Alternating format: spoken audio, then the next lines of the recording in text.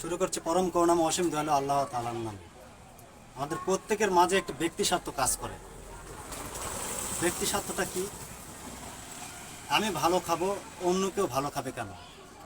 আমি ভালো চাকরি করব, অন্য কেউ চাকরি করবে কেন? আমি বা আমার পরিবারের কেউ পড়াশোনা করে উন্নত কোনো পর্যায়ে যাবে, অন্য কেউ যাবে কেন? বড়লোক হবে, গরিব আরও গরিব থাকবে, গরিব কেন বড়লোক হবে? এরকম একটা ব্যক্তি স্বার্থ কাজ করে।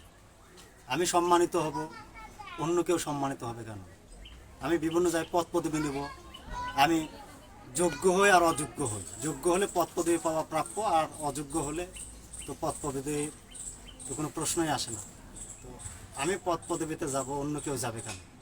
এই বিভিন্ন ব্যক্তি সাথে নিজের মধ্যে কাজ করে বিদায় মানুষে একটা হানাহানি হিংসাত্মক প্রতিক্রিয়া সৃষ্টি হয়। তো এই প্রতিক্রিয়া থেকে রক্ষা পাওয়ার একটাই উপায়, এক লাইনেই কথা, সেটা হচ্ছে নিজের স্বার্থ বজায় রেখে অন্যের স্বার্থকে যেন আঘাত না করে। পরিশেষে ভালো থাকবেন, সুস্থ থাকবেন।